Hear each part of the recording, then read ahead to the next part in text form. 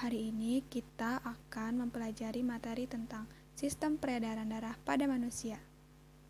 Yuk, simak videonya.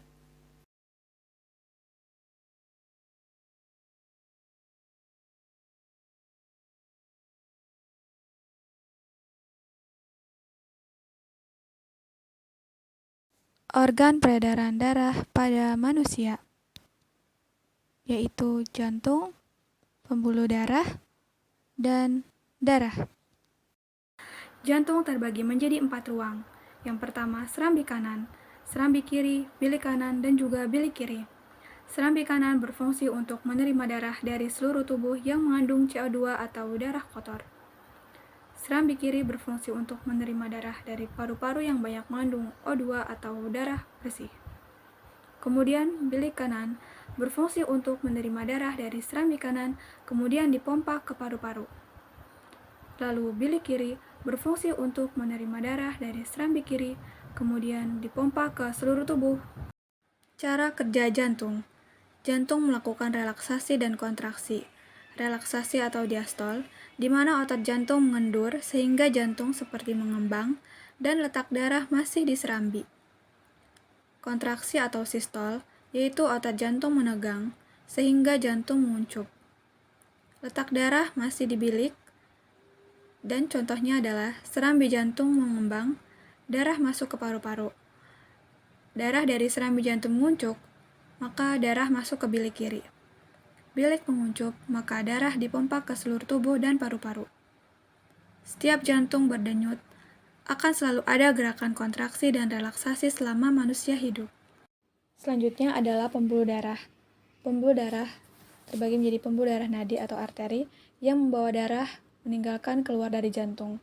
Selanjutnya pembuluh darah balik atau vena mengangkat darah menuju ke jantung.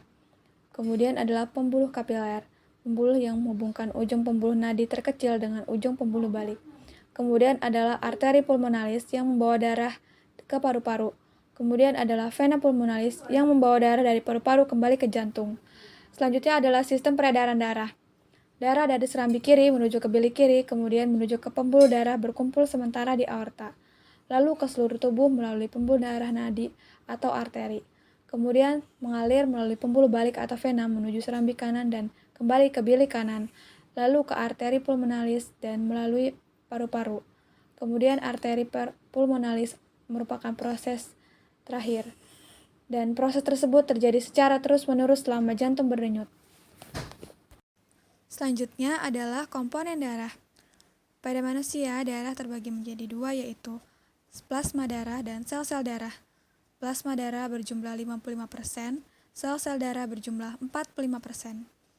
Dalam plasma darah terbagi lagi atas 90% air dan 10% zat terlarut, yang meliputi protein, garam mineral, bahan organik, sisa metabolik, hormon, dan gas. Eritrosit terbagi menjadi 45%, yaitu terdiri dari leukosit dan trombosit kurang dari 1%.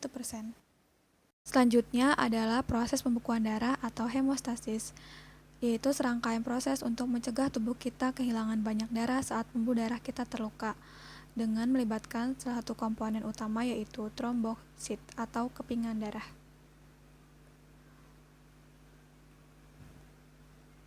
Pembekuan darah yaitu melibatkan trombosit atau trombokinase yang sudah menjadi enzim.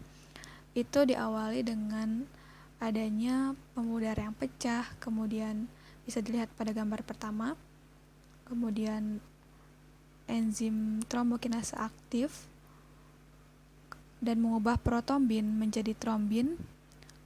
Kemudian protombin yang belum aktif harus diaktifkan dengan bantuan ion kalsium dan vitamin K sehingga enzim menjadi aktif, yaitu menjadi trombin. Hal ini tanpa adanya ion kalsium atau vitamin K, proses perubahan ini akan memakan waktu yang lebih lama, dan nantinya trombin yang dihasilkan akan mengubah fibrinogen, yaitu protein yang larut dalam plasma darah yang menjadi benang-benang fibrin. Dalam gambar bisa dilihat pada gambar yang ketiga. Kemudian jaring-jaring fibrin yang sudah terbentuk akan menutup luka.